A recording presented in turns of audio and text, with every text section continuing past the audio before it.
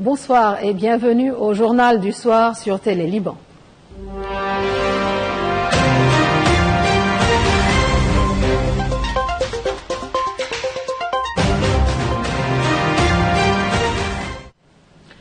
La Banque mondiale a approuvé un financement d'urgence de 250 millions de dollars pour la reconstruction du Liban.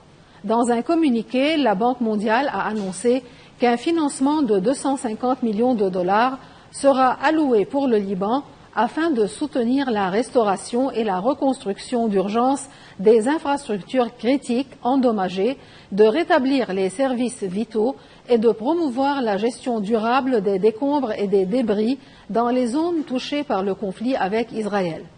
Toujours selon le communiqué, le projet d'aide d'urgence au Liban, dénommé LEAP, vise à maximiser l'impact économique et social du processus de reconstruction au rythme le plus rapide possible, en établissant des priorités et des séquences et en adoptant une approche progressive de la réponse et du redressement.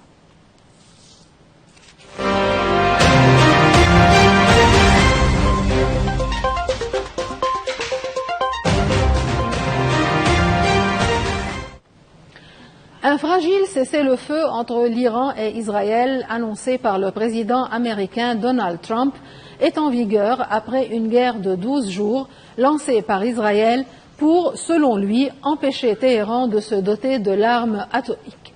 Les ennemis ont tous les deux crié victoire, Israël jurant que l'Iran n'aurait jamais l'arme atomique et Téhéran affirmant qu'il ne cherchait pas à l'acquérir. Le président Trump avait annoncé dans la nuit de lundi à mercredi un cessez-le-feu complet et total convenu entre Israël et l'Iran et devant commencer à 4 heures GMT. Après des accusations de violation de la trêve et de menaces de riposte entre les deux ennemis jurés et un appel téléphonique entre le Premier ministre israélien Benjamin Netanyahu et Donald Trump, ce dernier a assuré que le cessez-le-feu était désormais en vigueur. Le président iranien Massoud Pezeshkian a assuré que son pays respecterait cette trêve, mais à condition qu'Israël fasse de même. Dans la soirée, il a même annoncé la fin de la guerre de 12 jours imposée à son pays par Israël. Le Conseil de sécurité nationale iranien a parlé d'une victoire, tout en ajoutant que l'Iran garde le doigt sur la gâchette. De son côté, Benjamin Netanyahu a proclamé une victoire historique, assurant que Téhéran n'aurait jamais l'arme atomique. La guerre contre l'Iran a permis de retarder son programme nucléaire de plusieurs années, a affirmé le chef d'état-major de l'armée israélienne, le lieutenant-général Eyal Zamir. L'armée israélienne a annoncé la levée des restrictions imposées aux Israéliens pendant 12 jours, les autorités aéroportuaires faisant part d'un retour à la normale du trafic aérien. Le secrétaire général de l'ONU, Antonio Guterres, a salué l'annonce de cessez-le-feu et appelé les deux pays à le respecter pleinement.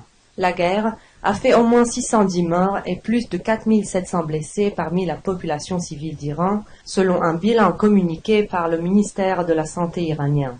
Les tirs iraniens sur Israël ont fait 28 morts, selon les autorités israéliennes. Une fragile trêve entre l'Iran et Israël est donc entrée en vigueur, mais un document confidentiel américain, publié par des médias, a semé le doute sur l'efficacité des frappes des États-Unis contre les installations atomiques iraniennes.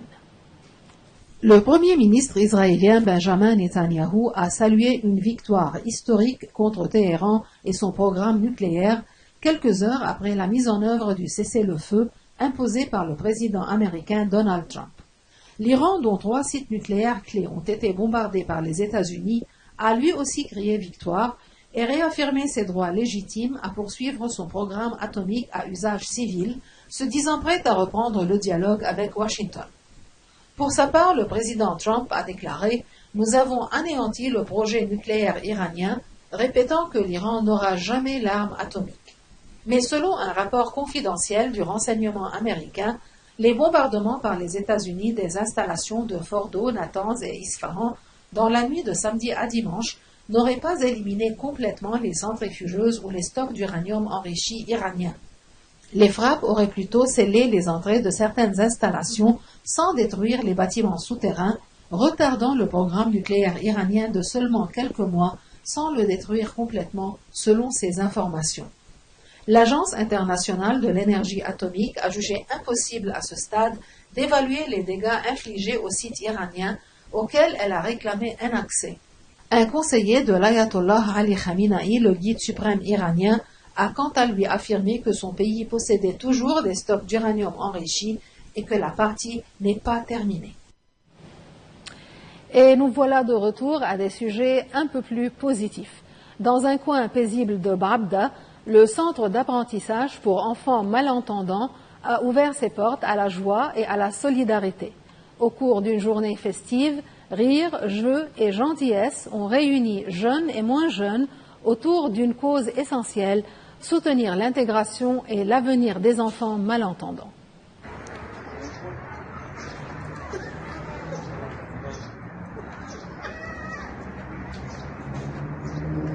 Quand les enfants rient, c'est le silence qui s'efface. À Babda, niché dans un quartier paisible, un lieu rayonne de douceur et d'engagement. Le Learning Center for the Deaf, ou en français, le centre d'apprentissage pour enfants malentendants. Ce jour-là, les murs du centre ont vibré, non pas de son, mais de vie. Une journée dédiée aux enfants, à leur rire, à leur innocence et surtout à leur avenir. Des enfants de 4 à 10 ans, accompagnés de leur famille, se sont rassemblés pour un événement festif et solidaire où l'amusement rime avec espoir. L'objectif, soutenir la mission du centre et offrir un appui concret à ces enfants qui grandissent autrement, mais jamais seuls. Dans la cour, une fête à ciel ouvert. Un oiseau en bois, délicatement sculpté, devient le symbole de la liberté. Des petites mains l'attrapent, le caressent, le décorent. À quelques pas, des éclats de couleurs sur les visages. Le stand de face painting ne désemplit pas. Papillons, tigres, princesses et super-héros se succèdent, car aujourd'hui, chacun peut devenir qui il veut. Puis vient le moment tant attendu, le spectacle du clown, avec ses bulles de savon, ses farces douces, et cette capacité magique de transformer un ballon en girafe ou en sourire. Les enfants courent, rient, découvrent. Des gâteaux moelleux et joyeusement décorés attendent sur une grande table. Vanille, chocolat, fraises, de quoi faire fondre même les plus grands. Et pendant ce temps, dans l'ombre discrète de l'amusement, une lumière plus grande brille. Chaque activité, chaque jeu, chaque morceau de gâteau contribue à soutenir les enfants malentendants du centre. Ce sont des fonds, oui, mais surtout, c'est une preuve d'amour. Car ici, l'inclusion n'est pas un mot à la mode, c'est un geste quotidien. C'est tendre la main, apprendre à écouter autrement, à parler avec les yeux, avec les mains, avec le cœur. Le centre, LCD, poursuit une mission essentielle, accompagner ces enfants dans leur parcours scolaire, émotionnel et social, avec les outils, les soins, les professionnels et la bienveillance nécessaires à leur plein épanouissement. Alors aujourd'hui, entre les éclats de rire, les joues pleines de gâteaux et les bras en l'air pour attraper des bulles, c'est toute une communauté qui dit à ses enfants « Tu n'as peut-être pas entendu le monde, mais le monde, lui, t'entend. Et il est là, pour toi. Et puis, après tout, s'il faut un oiseau en bois, un clown maladroit et un gâteau un peu trop sucré pour changer une vie, alors autant en reprendre 2 parts. » Et en note finale, une nouvelle de l'espace. Des images spectaculaires, des découvertes astronomiques majeures et technologies de pointe. L'observatoire Vera Rubin au Chili dévoile ses premières images du cosmos.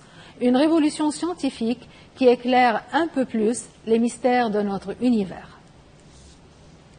Autorités et scientifiques se réunissent à Santiago pour assister à la présentation des toutes premières images de galaxies lointaines et de régions où se forment les étoiles, capturées par l'observatoire Vera Rubin au Chili.